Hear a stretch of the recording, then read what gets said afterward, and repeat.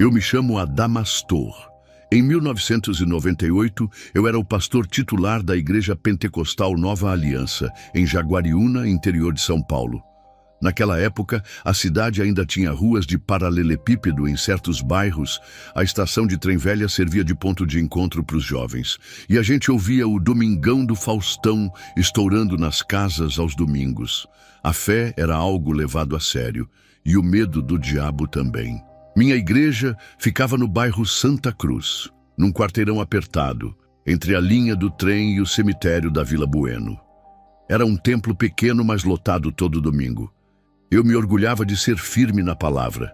Meu estilo era direto, sem enrolação. Eu apontava o dedo na cara do pecado e, se preciso, chamava crente de frouxo no altar.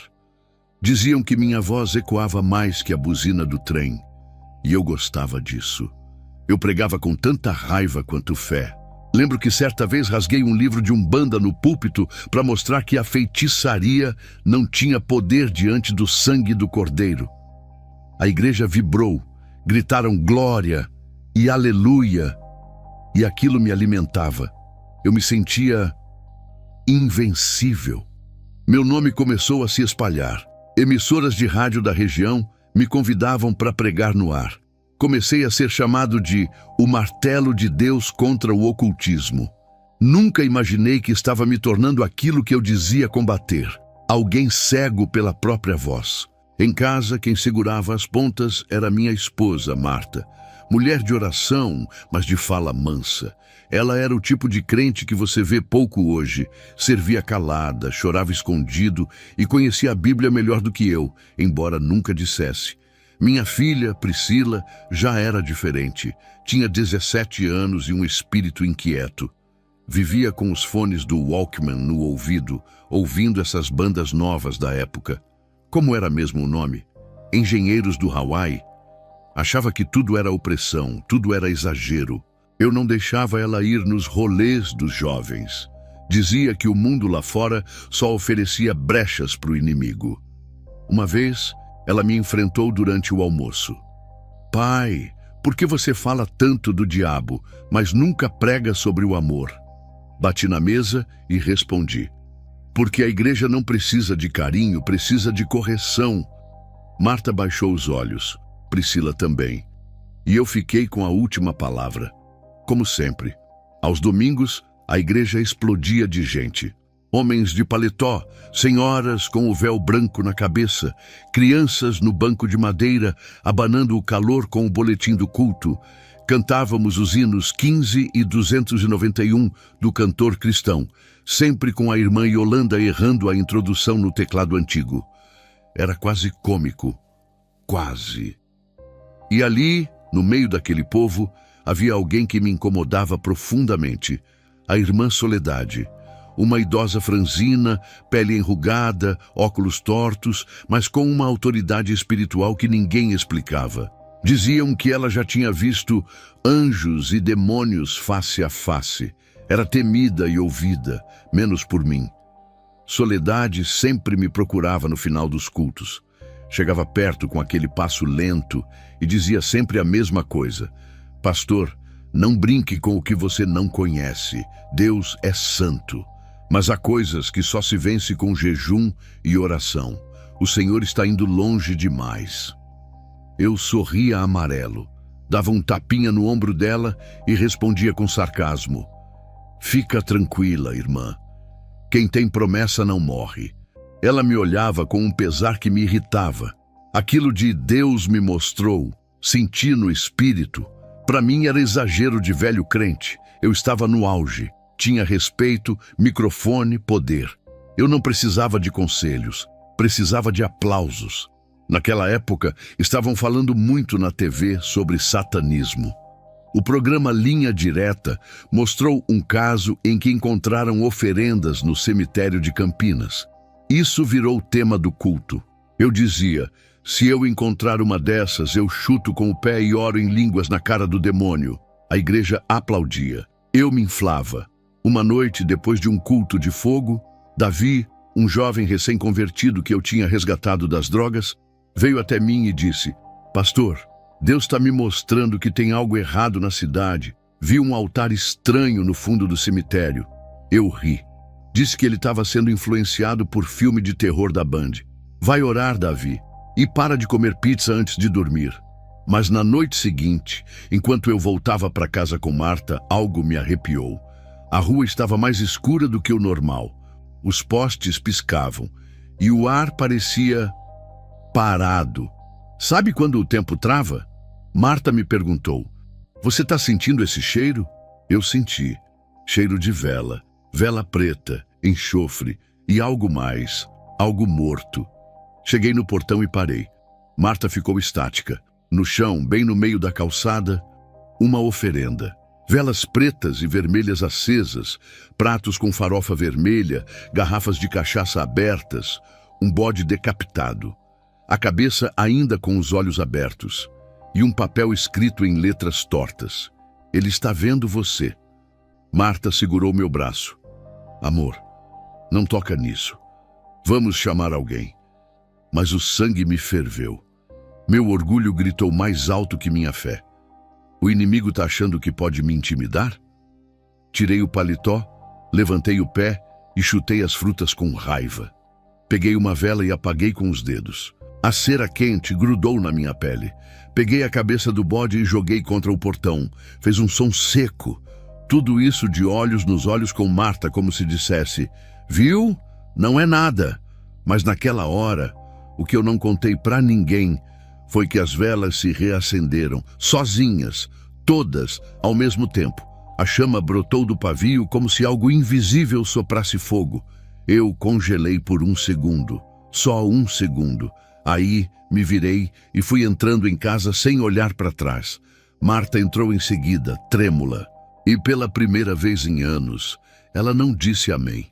Ela apenas fechou a porta devagar, pegou a Bíblia e começou a orar baixinho no sofá.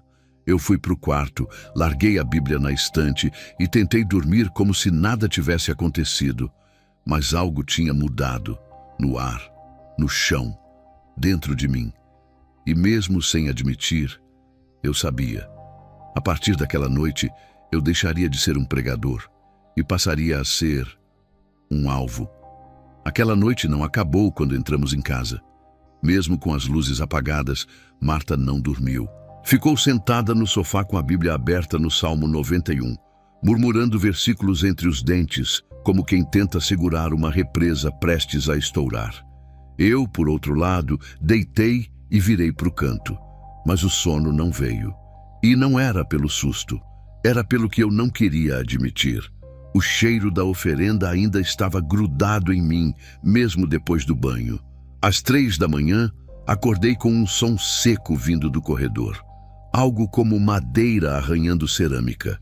Sentei na cama e fiquei ouvindo. Marta estava imóvel, os olhos arregalados no escuro. O som se repetiu. Passos, lentos.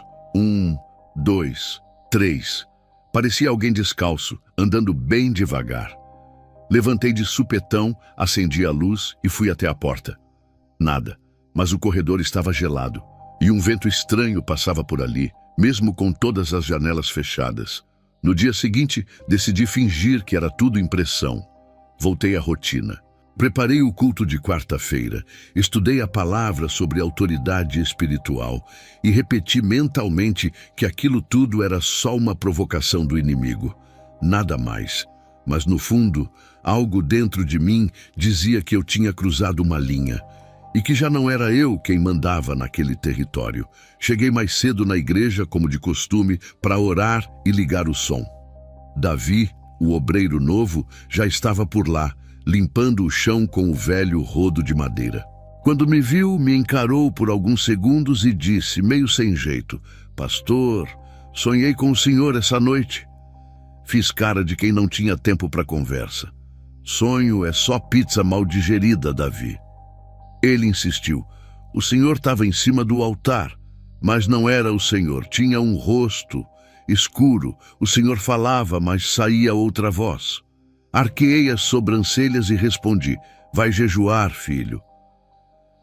Durante o culto, a atmosfera estava estranha. Os louvores pareciam mais baixos, mesmo com o volume no máximo. As palmas não batiam em sintonia. E quando fui pregar, senti como se algo me observasse por trás do púlpito. Ignorei. Preguei com força. Citei nomes de demônios. Bradei contra as práticas ocultas da cidade. Disse que, se precisasse, eu mesmo iria queimar os terreiros com óleo ungido. A igreja gritou, mas no fundo dos olhos da irmã Soledade havia um silêncio que me incomodava.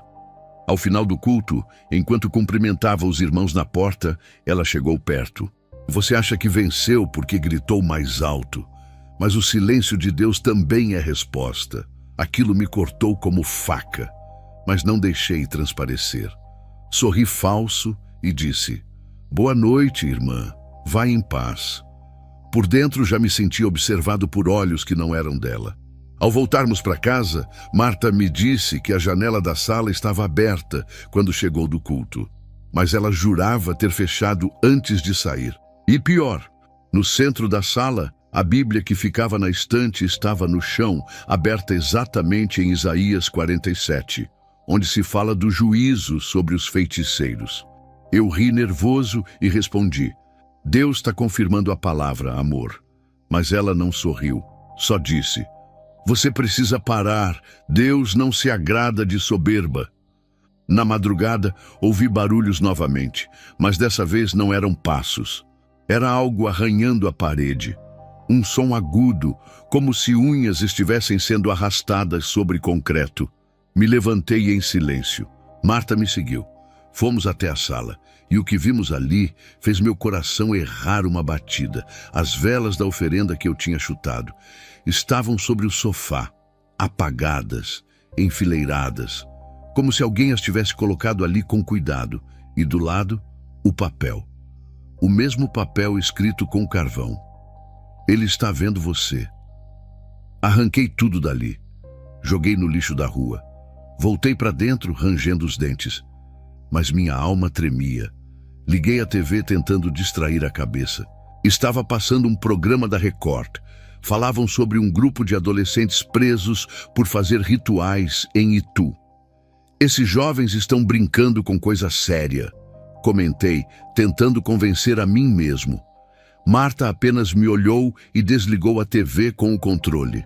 No dia seguinte, Priscila não foi ao colégio. Disse que estava enjoada. Marta percebeu que o quarto dela estava com cheiro forte de incenso e fechou a porta. Ela tem andado com aquele tal de Lúcio, viu? Um rapaz estranho. Usa umas camisas pretas com símbolo que eu nem sei o que é. Eu explodi.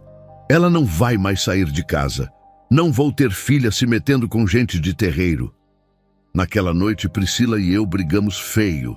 Ela me chamou de louco, disse que Deus não me ouvia mais porque eu só falava do diabo. Disse que eu era mais parecido com ele do que com Jesus. A raiva me cegou. Gritei, bati na mesa e por pouco não quebrei um prato. Marta entrou no meio e mandou os dois calarem a boca. Nunca tinha visto minha mulher levantar a voz assim. O silêncio que seguiu foi mais assustador que a briga. No culto de jovens daquela sexta, Priscila não apareceu. Lúcio também não. Davi me procurou no fim da reunião. Disse que tinha visto o casal no cemitério da Vila Bueno, à noite, com velas acesas. Eles estão mexendo com coisa pesada, pastor. Eu empalideci, mas não demonstrei. Disse que ia resolver, mas por dentro algo começou a rachar. Voltei para casa naquela noite e vi, pela terceira vez, um vulto passar correndo pelo quintal. Alto, magro, parecia estar sem rosto. Quando abri a porta da cozinha, vi a geladeira entreaberta e um copo no chão. Marta não tinha saído do quarto. Priscila ainda não tinha voltado, e aquele cheiro estava lá outra vez. Incenso barato misturado com vela queimada. Deitei sem orar, sem Bíblia, sem cantar hino. E pela primeira vez em anos, dormi com medo. Mas o que eu não sabia era que a próxima vez que eu subisse no altar, não seria para pregar, seria para cair. Era domingo à noite, o culto mais aguardado da semana.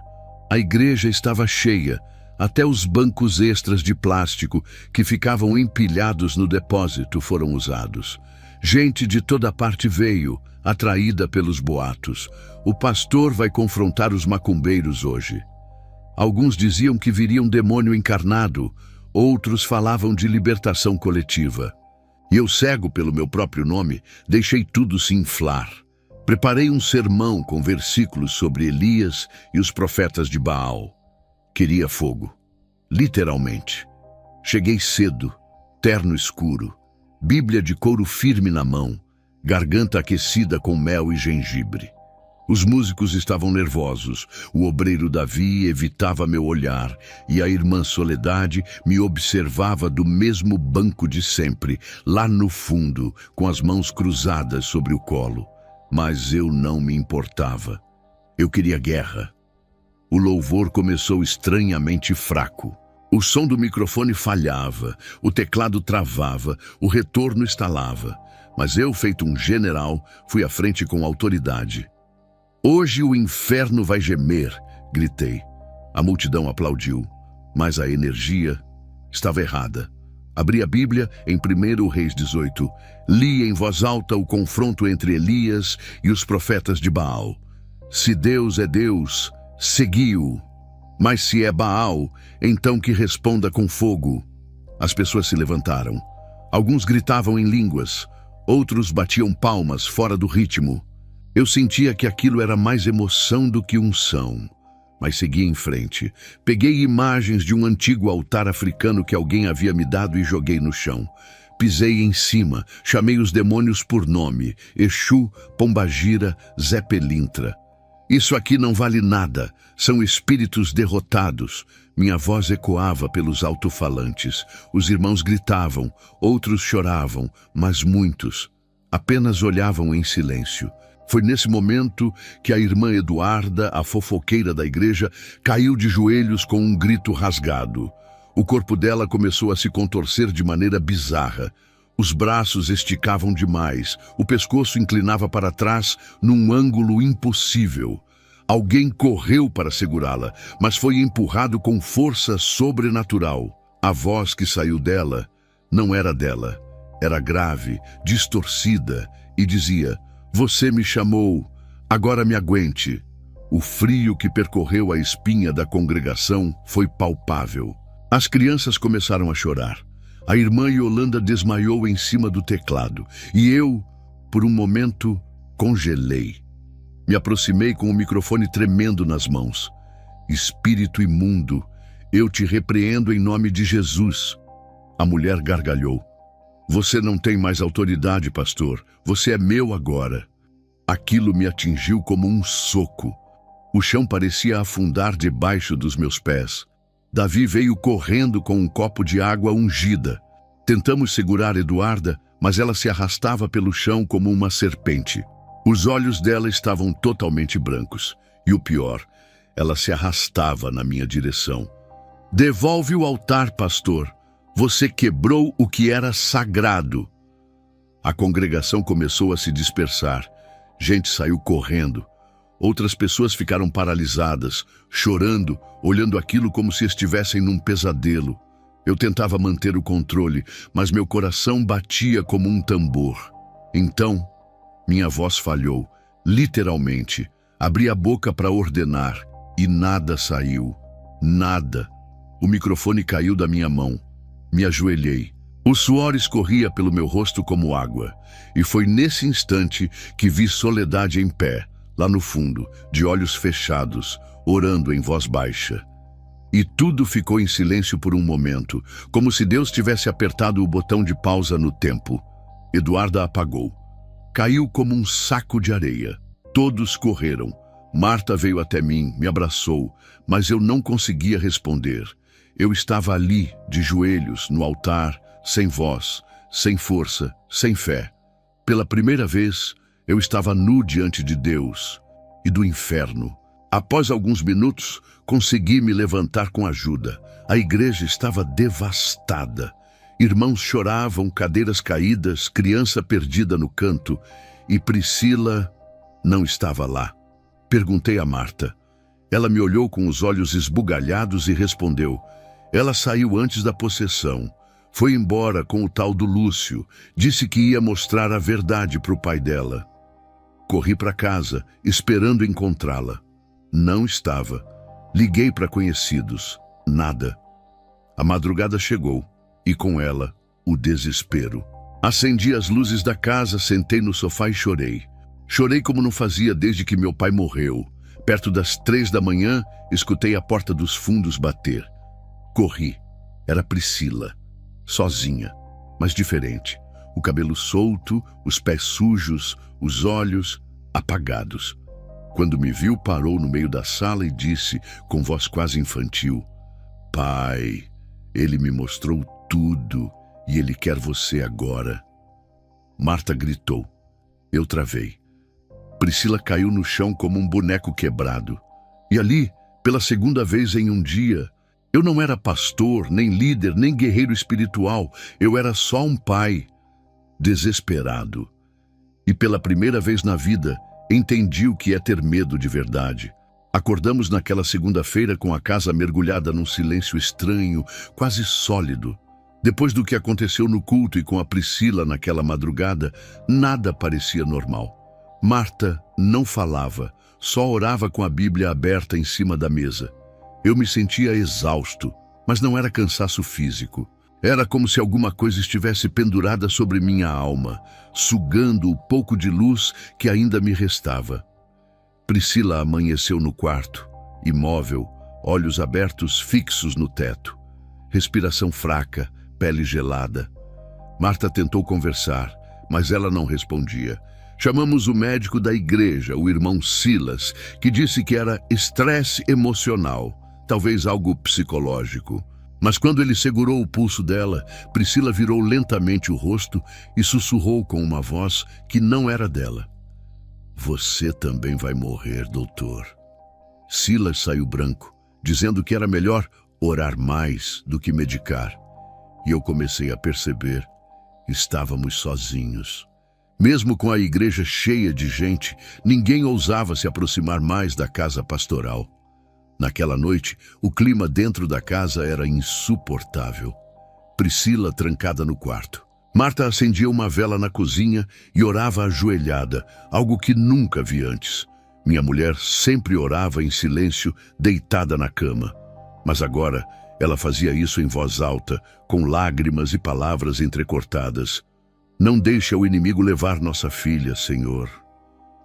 Às 3 da manhã, ouvi um barulho alto vindo do quarto de Priscila. Corri, arrombei a porta e congelei.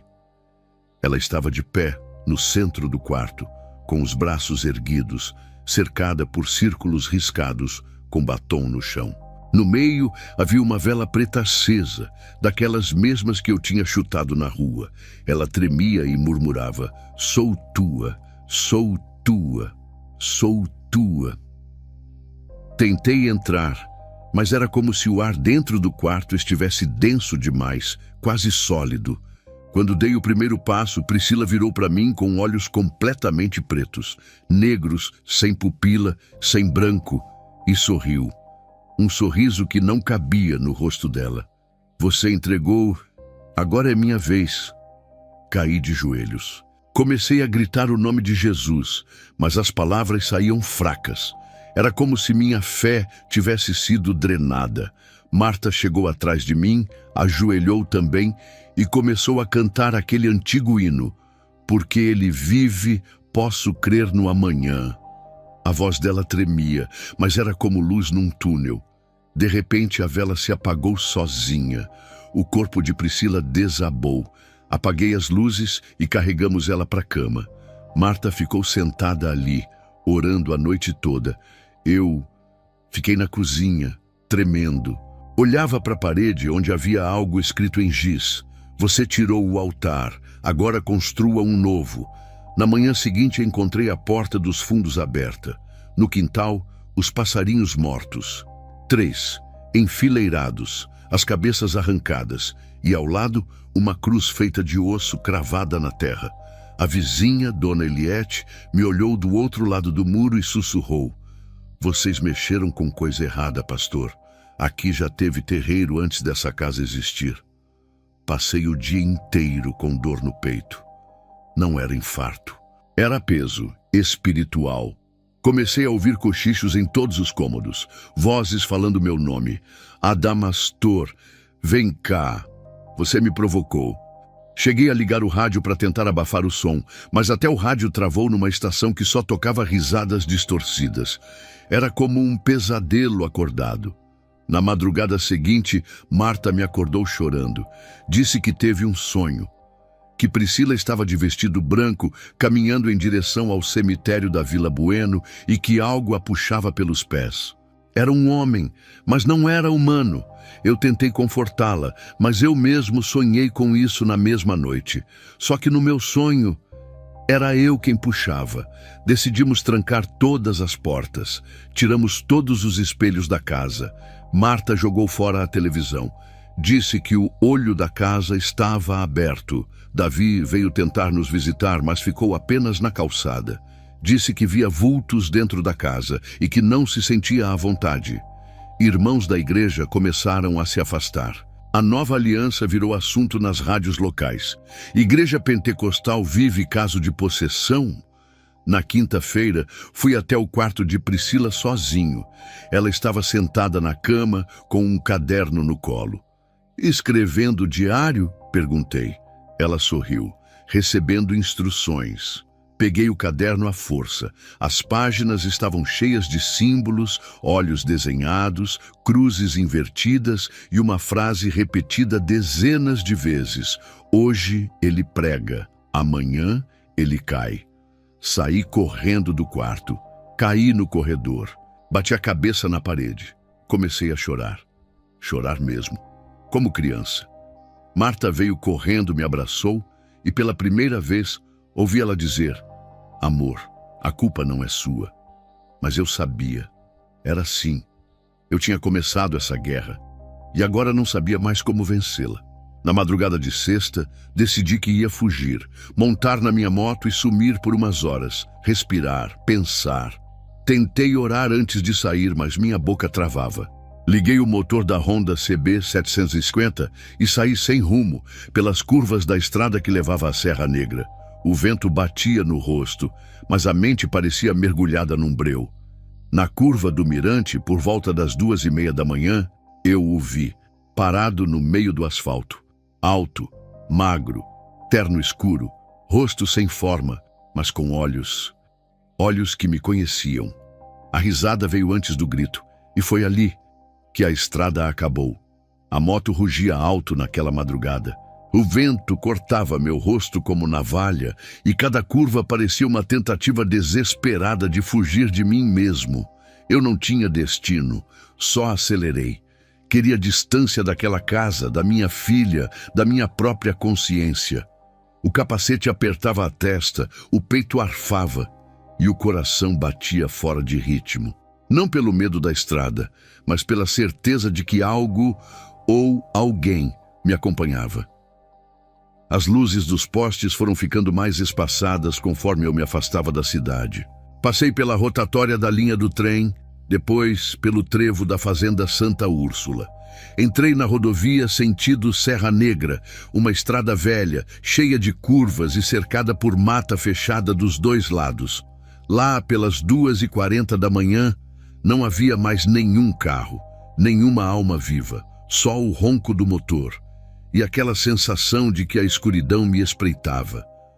Foi então que, de relance, vi o primeiro vulto, alto, esguio, passou correndo pela lateral da estrada.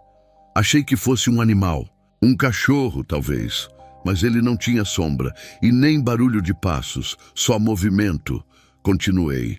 Alguns metros depois, mais 2. Cruzaram minha visão periférica como fumaça espessa. Não pareciam correr, pareciam deslizar. Meu estômago revirou, a mão direita tremia no acelerador. Liguei o farol alto e tentei me concentrar. Respirei fundo. É psicológico, pensei. É só pressão. É o inimigo tentando me assustar. Mas no fundo, eu sabia que não era só isso. Na próxima curva, bem no mirante que dá vista para a represa de Amparo, eu o vi, no meio da estrada, parado, de pé, a poucos metros do meu farol. Uma figura humana, mas desumana. Pele escura, como carvão queimado. Olhos completamente negros. E um sorriso largo, antinatural, que se abria até os cantos da face. Vestia um terno preto, elegante, com detalhes vermelhos como brasas nas mangas. Um detalhe, ao redor do pescoço, uma gola clerical, como se zombasse de mim. Tentei frear, mas minha mão travou. Tentei desviar, mas era uma curva fechada. O som do motor desapareceu. O tempo desacelerou. Senti o ar ficar denso, o peito apertar. E então ele riu. Uma risada seca, gutural, que parecia vir de todos os lados ao mesmo tempo. Não saía da boca dele, saía do ambiente, da estrada, da minha mente. Gritei.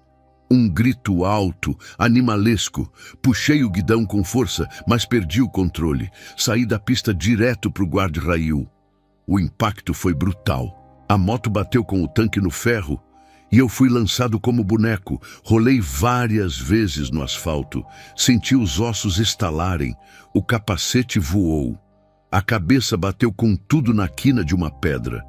E então, tudo apagou. Testemunhas disseram que ouviram o barulho a mais de 500 metros.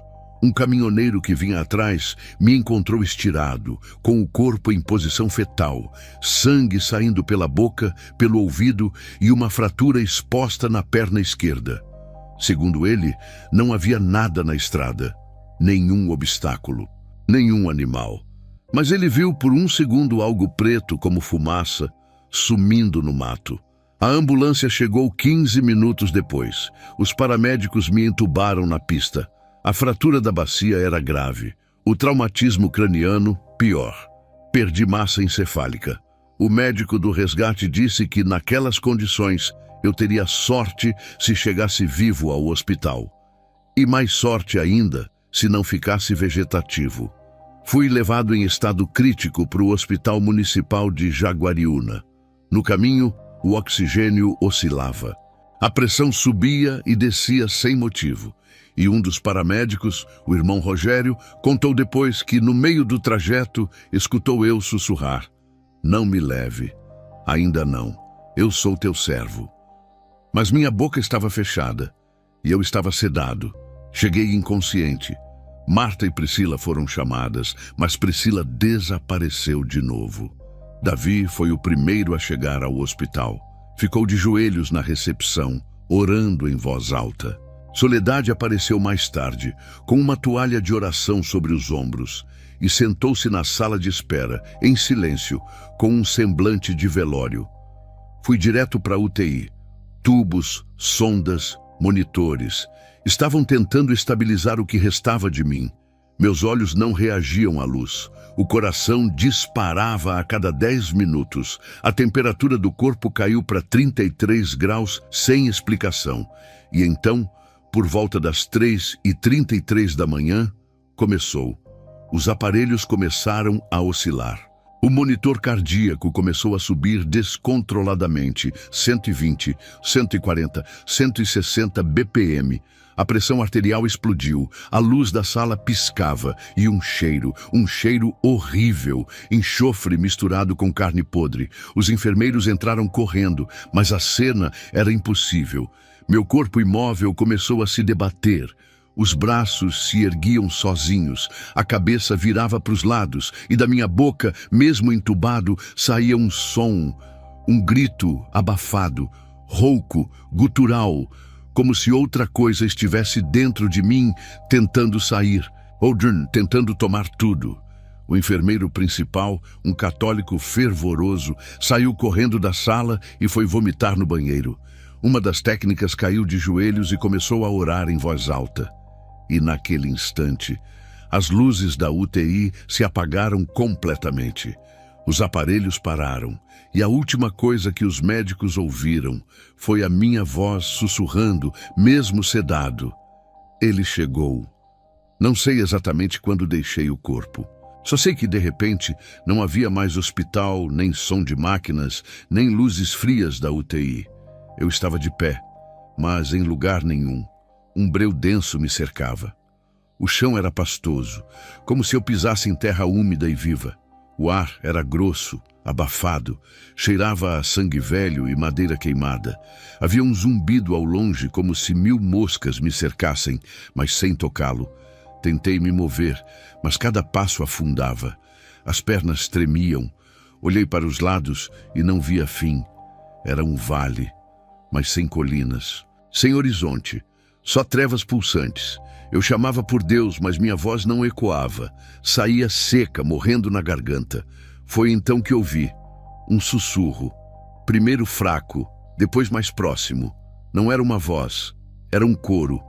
Adamastor, Adamastor. As vozes vinham de todos os lados. Riam, zombavam. Eu caí de joelhos. Senti algo rastejar por baixo da terra, enrolar nos meus tornozelos. Uma serpente? Não. Era uma mão.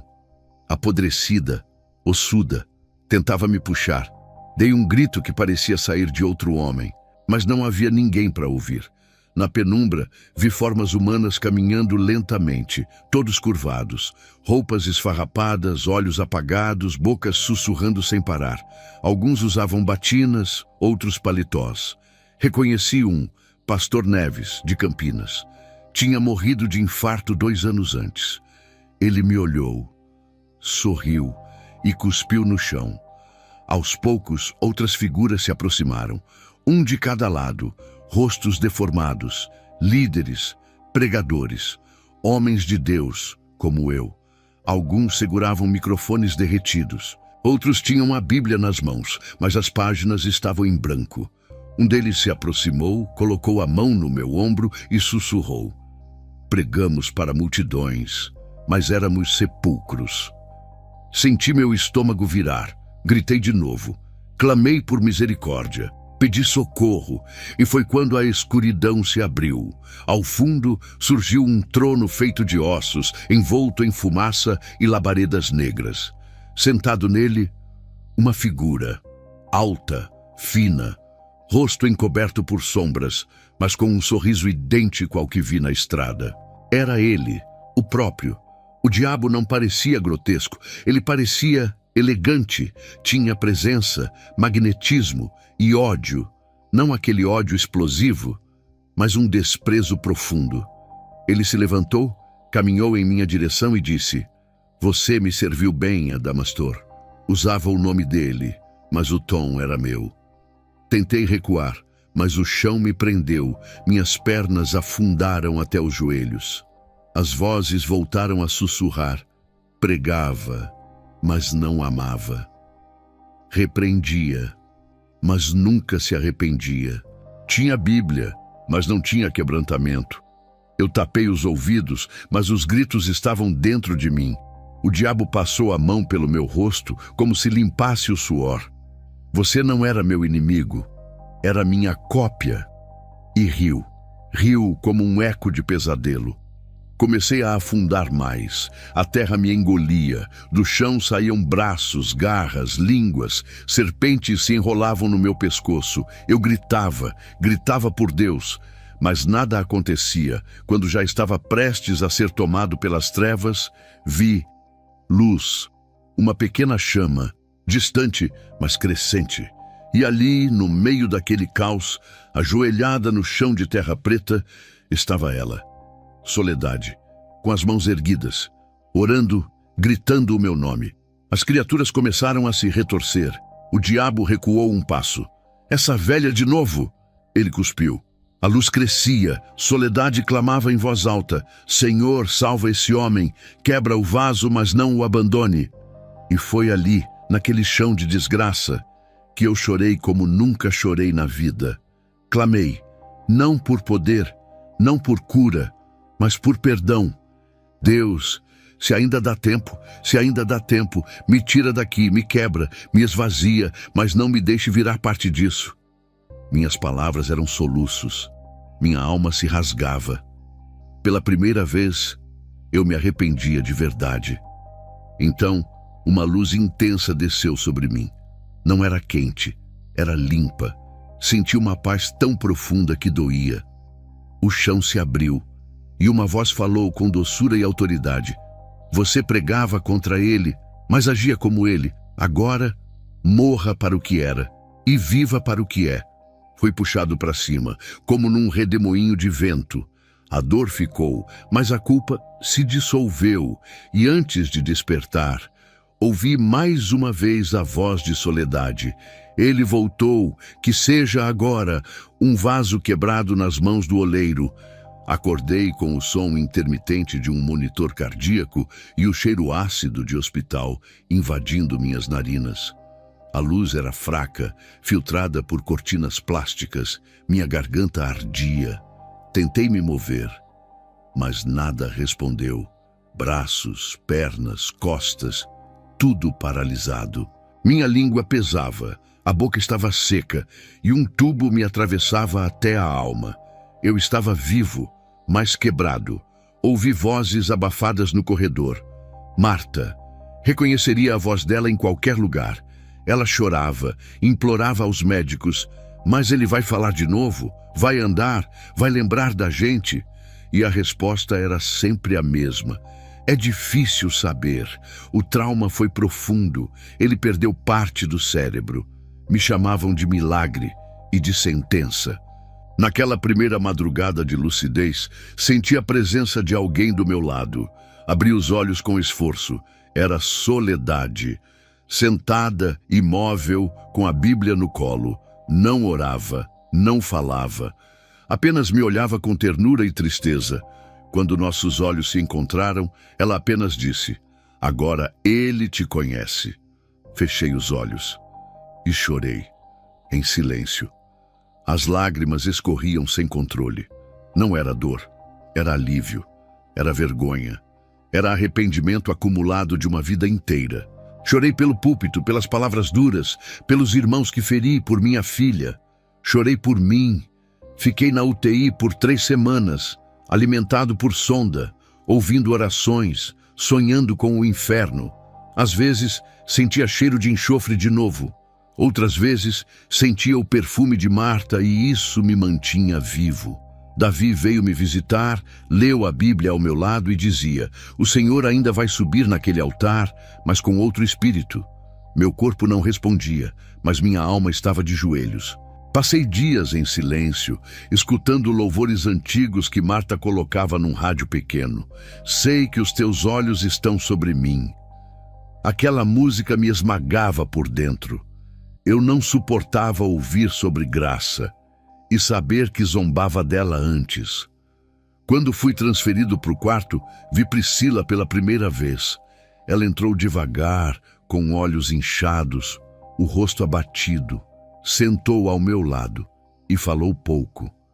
Pai, eu me perdi, mas eu só queria que você me visse, não como líder, como filha. Eu tentei erguer a mão, mas só consegui mover um dedo e ela segurou, chorou sobre ele. Dias depois, pedi para ver a igreja. Queria voltar, não para pregar, mas para pedir perdão. Com a ajuda dos enfermeiros, me colocaram numa cadeira de rodas. Marta me arrumou com esmero. Terno limpo, cabelo penteado, Bíblia no colo. Mas por dentro, eu era só cacos.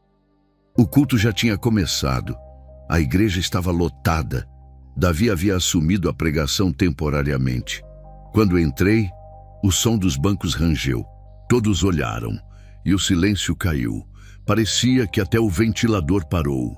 Fui até o altar devagar, conduzido por 2 irmãos. Soledade me esperava sentada no banco da frente. Sorriu e abaixou a cabeça. Pedi o microfone.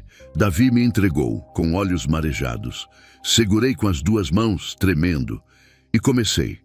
Meus irmãos, eu sou um pastor.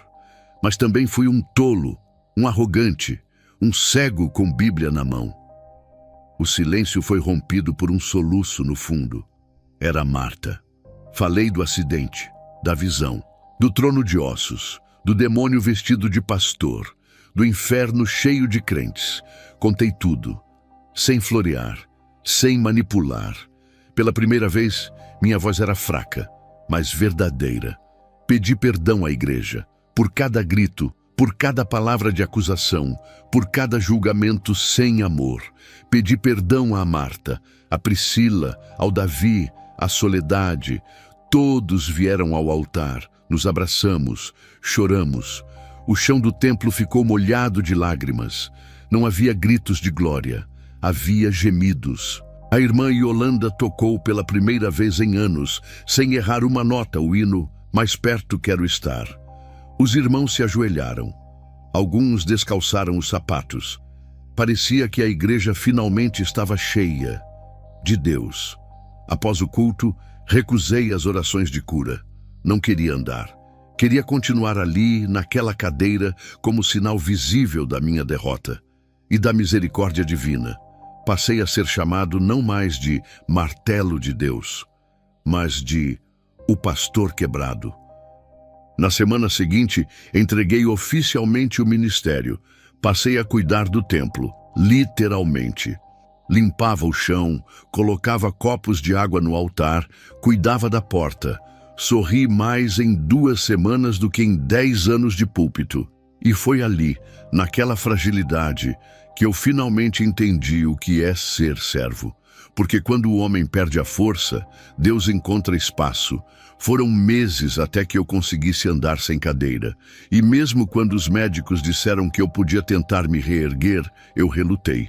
Porque para mim, continuar no chão era a melhor forma de não esquecer de onde Deus me tirou. Mas aos poucos, entendi que Deus não me queria paralisado pela culpa. Ele me queria transformado pela graça. Comecei a frequentar os cultos apenas como ouvinte. Sentava nos últimos bancos de cabeça baixa. Ouvia cada pregação como se fosse a primeira. E cada palavra doía como correção, mas também sarava. Me tornei aluno, depois de anos achando que era mestre. Marta floresceu nesse tempo. Começou a ministrar estudos bíblicos para mulheres. Sua voz, antes tímida, agora alcançava outras mulheres feridas. Ela tinha uma unção que eu nunca percebi, porque eu era barulho demais para ouvir o coração dela. Ver Marta pregando me quebrava ainda mais, mas com gratidão. Priscila também mudou. Se afastou de Lúcio, voltou para a escola e passou a cantar na igreja. Voz doce, afinada, mas carregada de dor. Ela dizia que cada música era uma oração pelos dias que andou com as trevas. Uma noite, me olhou no banco e disse antes de cantar: "Esse louvor é para um pai que agora é um verdadeiro homem de Deus." Davi foi além. Com o tempo, se tornou evangelista. Ia de vila em vila pregando com simplicidade, mas sempre dizia: "Tudo o que sei, aprendi com o pastor que caiu e foi levantado." Nossa amizade se fortaleceu. Ele nunca me viu como ex-pastor. Ele me chamava de pai espiritual. Comecei a visitar hospitais com Marta. Íamos a pé, empurrando uma bolsa de livros, bíblias, copos de água e uma caixa com lenços. Visitávamos leitos, orávamos com doentes, ouvíamos histórias de abandono. Um dia, um homem com câncer avançado me agarrou pela camisa e disse: "Você é o primeiro pastor que sentou na minha cama sem pressa." Um dia, Davi sugeriu que eu gravasse meu testemunho em vídeo. Relutei. "Quem vai querer ouvir um pastor derrotado?" Ele respondeu: "O mundo está cansado de super-heróis. Eles precisam de verdade." Gravamos com uma câmera emprestada, na sala da igreja, com uma cortina vermelha ao fundo. O vídeo rodou primeiro em fitas VHS. Depois, alguém digitalizou e começou a enviar por e-mail. Em poucos meses, meu testemunho estava no YouTube. Milhares de visualizações, comentários de gente do Brasil inteiro, pastores quebrados, jovens desviados, mulheres que viviam com medo de pastores opressores, todos dizendo: "Esse homem me representa." A minha frase final ficou famosa: "O diabo que eu zombava me olhou nos olhos, mas Deus me arrancou das mãos dele, não porque eu era forte, mas porque ele ainda me amava." Criei um pequeno grupo de apoio a líderes feridos, um ministério sem nome, sem logo, sem palco, só uma roda de cadeiras numa sala fria da igreja. Ali, pastores choravam, ex-presbíteros confessavam vícios, ex-obreiras feridas pediam oração, e eu só escutava, porque eu sabia o peso de se sentir além da ajuda. Visitávamos presídios, levando mensagens de perdão, montamos uma tenda na praça da rodoviária de Jaguariúna. Davi pregava, Priscila cantava, Marta orava, eu limpava os bancos de plástico antes do culto começar. E ali eu sentia que aquilo era a igreja. Finalmente, um dia, um jovem se aproximou e disse: "Pastor, minha mãe tentou se matar depois de ser expulsa da igreja, mas o Senhor falou dela no seu vídeo, sem conhecê-la. Ela viu e voltou para Jesus." Eu chorei, de novo, porque entendi, até a minha queda estava sendo usada. Passei a ser chamado de o pastor do vale. Algumas igrejas me convidavam para pregar, mas eu recusava. Dizia que meu púlpito agora era o hospital, a praça, o presídio. Deus me quebrou e eu não quero me remendar. Quero continuar rachado, para a luz sair por algum lugar. Marta, certa noite, me abraçou e disse: "Você é o homem com quem eu sonhei. Demorou para aparecer, mas valeu a espera." Eu beijei sua testa e respondi: "Você é a intercessora que segurou a corda quando eu estava no poço." Rimos, choramos e oramos juntos, de mãos dadas. Comecei a escrever cartas, manuscritas, enviava para pessoas que me escreviam após o vídeo. Nunca as assinava como pastor, apenas do seu irmão que Deus salvou depois da queda. E em cada culto, em cada roda, em cada hospital, eu dizia a mesma coisa: Deus não precisa de homens fortes. Ele precisa de homens quebrados que deixem ele ser forte por eles. A vida seguia, mas o inferno não esquece fácil quem escapa das suas garras. Era uma madrugada abafada de novembro de 2008. Chovia pesado lá fora e a energia tinha caído em parte da cidade. Marta dormia. Priscila estava no retiro com os jovens e eu terminava de escrever uma carta para um irmão preso à luz de uma lanterna fraca. Foi quando ouvi um arranhado, não na porta, mas dentro do quarto, como se algo estivesse riscando a parede por dentro. Me arrepiei. O som era lento, rítmico e diabólico. Senti um vento frio passar, mesmo com tudo fechado. O cheiro de enxofre voltou. A mesma presença da noite do culto invadiu o quarto. Me virei com dificuldade, ainda com sequelas do AVC, e ali estava ele, sentado na poltrona ao lado da cama. Não uma figura com chifres, mas um homem, vestido como pastor, paletó branco, gravata vermelha, a Bíblia no colo, e um sorriso que pingava ódio. Era o mesmo demônio, mas agora mais arrogante e mais sutil. Achou que podia me envergonhar e sair ileso? Adamastor, ele sussurrou. Sua voz não ecoava no quarto, ecoava dentro da minha mente. Você fez muitos voltarem para a luz, mas eu vim te lembrar que ainda sou teu espinho. Ele estalava os dedos, e cada estalo me trazia lembranças de meu orgulho, dos gritos, dos abusos. Eu tremia. Tentei orar, mas a voz não saía. Ele gargalhou. Agora que sabe orar, não sabe falar? Cadê seu fogo agora, pastor do vale? E começou a citar minhas próprias pregações, distorcidas. Você dizia que crente de verdade não adoece. Pois olhe para você. Fechei os olhos e pedi ajuda.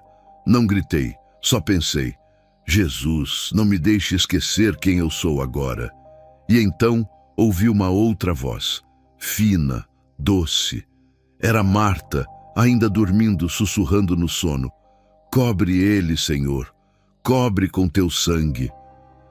Aquilo me deu forças. Voltei os olhos para o demônio e disse com firmeza, ainda que com voz trêmula: eu não te pertenço mais. Nem meu orgulho me pertence mais. O que há em mim agora é cruz. E cruz não combina com trono. Ele cerrou os dentes. A Bíblia que ele segurava queimou, literalmente. As chamas subiram das páginas. A luz voltou com um estalo, e ele desapareceu como fumaça. Mas deixou um cheiro forte no quarto. Marta acordou assustada. Me encontrou suando, ajoelhado, chorando como criança. Ela só me abraçou e ficou ali comigo até amanhecer. Naquela manhã me levantei diferente, não por ter vencido o diabo, mas por saber que eu não precisava mais vencê-lo sozinho. O medo foi substituído por um respeito santo. Entendi que o inimigo não teme nossa força. Ele teme quando nos rendemos. Fui à igreja naquela mesma tarde. Reuni os jovens. Contei o que tinha acontecido. Disse, se ele voltou, é porque sabe que perdemos o medo dele. E isso, meus filhos, isso é libertação. Oramos juntos. Alguns jovens começaram a confessar coisas escondidas. Aquilo virou um culto inesperado. Davi me ligou naquela noite. Havia sentido um peso espiritual naquele mesmo horário, enquanto orava na rodoviária. Disse que viu em visão uma figura sombria sentada ao meu lado e uma chama subindo do meu peito. Trememos juntos e agradecemos. Deus estava cuidando de tudo. Priscila voltou do retiro e soube do ocorrido. Passou a ter sonhos proféticos. Um deles contou chorando. Pai, eu vi o Senhor no meio de um deserto e anjos costurando seus pedaços com fios de luz. E o Senhor sorria, mas ainda sangrava. E os anjos diziam, não é para ele esquecer da dor, é para lembrar da glória. Na semana seguinte, gravei um segundo vídeo. Disse, o diabo voltou, mas agora eu sou só barro com rachaduras, e o vaso quebrado é onde Deus mais gosta de morar. Hoje, escrevo essas palavras com as mãos trêmulas, mas com o coração firme. Já se passaram 15 anos desde aquela noite no culto em Jaguariúna, onde fui exposto, envergonhado e alcançado pela misericórdia. A cidade mudou, o país mudou, mas o milagre que Deus fez em mim nunca envelheceu. Minha saúde já não é a mesma. As sequelas do AVC ainda me visitam, principalmente nos dias frios. Preciso de ajuda para escrever, por isso ditava essas palavras para um jovem que veio aprender comigo. O nome dele é Lucas.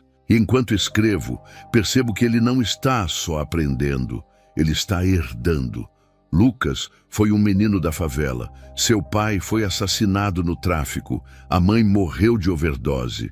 Mas um dia ele viu meu vídeo no celular de um colega de escola. Disse que nunca tinha visto um pastor admitir erro e que aquilo salvou sua vida. Hoje, ele é quem me acompanha nas visitas, carrega minha Bíblia e me ajuda a levantar dos bancos. Ele me chama de pastor, mas eu sempre digo, me chame de irmão. Pastor é só função. Filho é identidade. Priscila casou com um rapaz da igreja. Estão esperando o primeiro filho. Ela vai chamar a menina de Esperança, porque, segundo ela, só a esperança fez minha família se reerguer depois da vergonha. Marta agora prega em congressos, fala sobre cura emocional em esposas de líderes e sempre que fala de mim, chora. Davi abriu uma pequena igreja em uma comunidade chamada Jardim do Lago. Batizou centenas. No altar, há uma placa de madeira escrita à mão. Aqui Deus levanta os que caíram. Minha história rodou o mundo. Fui convidado a pregar em igrejas grandes, mas recusei quase todas. Preferi continuar entre os invisíveis. Nunca quis virar celebridade. Só queria que minha queda servisse para alguém não morrer no chão. Recebi cartas de filhos que voltaram para os pais, de esposas que perdoaram maridos, de jovens que deixaram a feitiçaria. Um até disse que rasgou um contrato com um demônio depois de ver meu vídeo. Ele escreveu, se Deus perdoou um pastor possuído, por que não me perdoaria? O que aprendi nesses anos é simples. O diabo ama quando a gente usa a Bíblia para se exaltar, mas ele se desespera quando a gente usa a própria dor para exaltar Jesus. Hoje, enquanto Lucas me ajuda a subir os 3 degraus da igreja velha onde comecei, ouço as crianças cantando. Eles nem sabem quem eu fui, nem precisam, porque o melhor legado é quando ninguém lembra do nome do vaso, só do perfume que saiu dele. O culto terminou. Me sentei debaixo da árvore onde eu costumava orar quando era jovem. A brisa soprava. Fechei os olhos e disse, Senhor, Obrigado por ter me deixado cair. Se eu não tivesse caído, nunca teria aprendido a andar com o Senhor. Naquela noite, sonhei com a mesma cena do culto de 2008. Mas diferente. Em vez de ser jogado ao chão, eu subia. Subia em meio a uma luz tão forte que meus olhos ardiam até no sonho. Ouvi vozes como de anjos dizendo: "O barro que rachou agora brilha com a luz do oleiro." Acordei chorando. E pela primeira vez, não chorei de dor. Chorei de plenitude. E se essa for a última vez que eu falar, que minhas palavras sejam essas: o inferno não venceu. Porque mesmo sujo, ferido e caído, eu fui achado. E quem é achado por Deus, nunca mais se perde.